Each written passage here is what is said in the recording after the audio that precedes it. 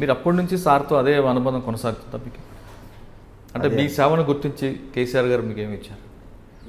నేను ఇప్పుడు ప్రస్తుతానికి మంచిర్యాల జిల్లా లైబ్రరీ చైర్మన్గా ఉన్నా. నేను వాస్తవంగా 2014లో ఎమ్మెల్యే బెల్లంపల్లి కాన్స్టిట్యున్సీకి కావాల్సినవి కొన్ని రాజకీయ సమీకరణ మూలంగా నాకు టికెట్ ఇవ్వలేకపోయాడు. మొన్న కూడా ఎంపీ పెద్దపల్లి పార్లమెంట్ ఎంపీగా కూడా నా పేరు ప్రతిపాదన వచ్చినప్పటికి కూడా కొన్ని సామాజిక సమీకరణ మూలంగానే రాలేకపోయినాయి. సో రాజకీయాలలో పదవులు అనేటి గొప్ప కాదని నేను భావిస్తాను.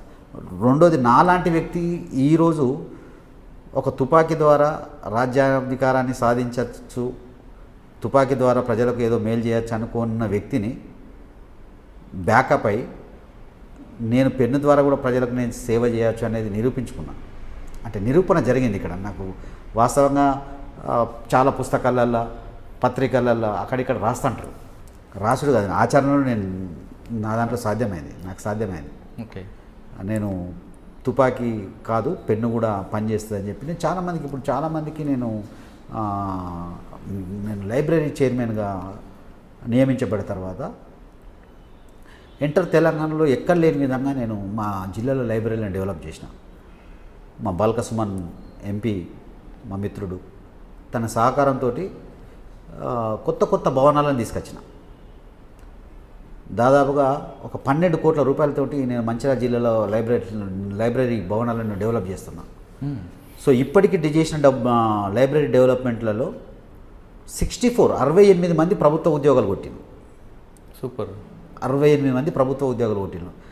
బికాజ్ ఓన్లీ నాకు వచ్చిన పదవిని అలంకరణ కాకుండా సేవా దృక్పథంతో నేను చేయాలి అని ఒక సంకల్పంతో పోయినా కాబట్టి నాకు కర్ణన్ కలెక్టర్ గారు చాలా సపోర్ట్ చేయడంతో నేను అక్కడ జిల్లాలో లైబ్రరీలను డెవలప్ చేస్తే ఆ లైబ్రరీలను ఉపయోగించుకొని నిరుపేదలైనటువంటి విద్యార్థులు దూర ప్రాంతాలకు పోకుండా అక్కడనే చదువుకొని వాళ్ళకి మంచి ఏసీ సౌకర్యం, మంచి అన్ని సౌకర్యాలు.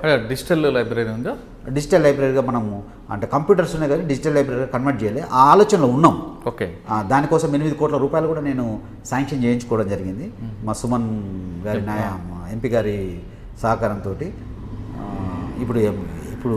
అప్పుడు ఎంపీ, ఇప్పుడు ఎమ్మెల్యే, ఇప్పుడు విప్,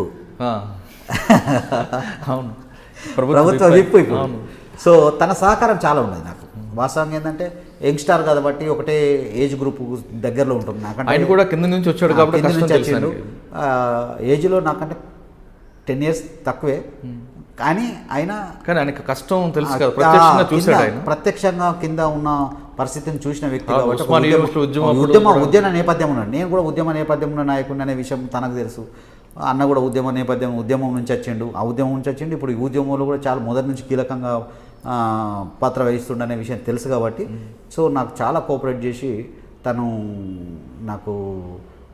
తన లెటర్ రైట్ మీద నిధుల కోసం ఇస్తే నేను కలెక్టర్ గారి దగ్గర రిక్వెస్ట్ చేసుకుంటే నాకు నిధులు వస్తే నేను ఈ విషయాన్ని తెలంగాణలో ఏ జిల్లాకు రాకపోతే నీకెట్లా వచ్చినాయని కేటీఆర్ కూడా ప్రశ్నించాను.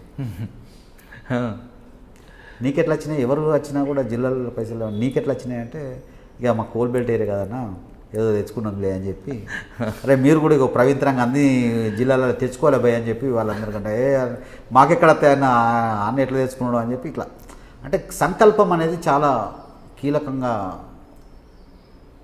ఉండాలి. సంకల్ప బలం ఉంటే ఏదైనా చేయగలుగుతాం అనే దానికి నిరూపణ జరిగింది. సో నేను కూడా ఈ సందర్భంగా ఏంటంటే ప్రజలకు కానీ యూత్కి కానీ ఇప్పుడు ఈ జనరేషన్ వాళ్ళకు ముఖ్యంగా ప్రభుత్వం చాలా అవకాశాలు ఇస్తుంది. ఈ తెలంగాణ రాష్ట్ర ప్రభుత్వం కేసీఆర్ గారి నాయకత్వంలో జరిగే అనేక సంక్షేమ కార్యక్రమాలు కావచ్చు, అనేక విషయాలు కావచ్చు, అనేక విషయాలలో చాలా అవకాశాలు ఇస్తున్నాయి. ఆ అవకాశాలను అందిపుచ్చుకొని మనం అందినంత దూరానికి ఎదగచ్చు అనే ఆలోచనతో ఎవరున్నా కూడా ముందుకు పోగలుగుతారు.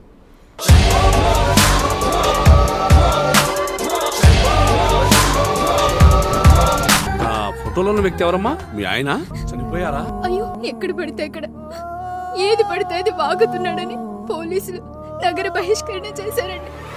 మొదటి భార్యని చేసుకున్నాక పిల్లలు పుట్టలేదని రెండో పెళ్లి చేసుకున్నారు. ఆవిడకి పుట్టలేదు. మూడోసారైనా తగులుతుందనుకున్నా, తనకే పుట్టలేదు. ఆయన దగ్గర బాణం ఉంది కానీ దానికి పదును లేదురా.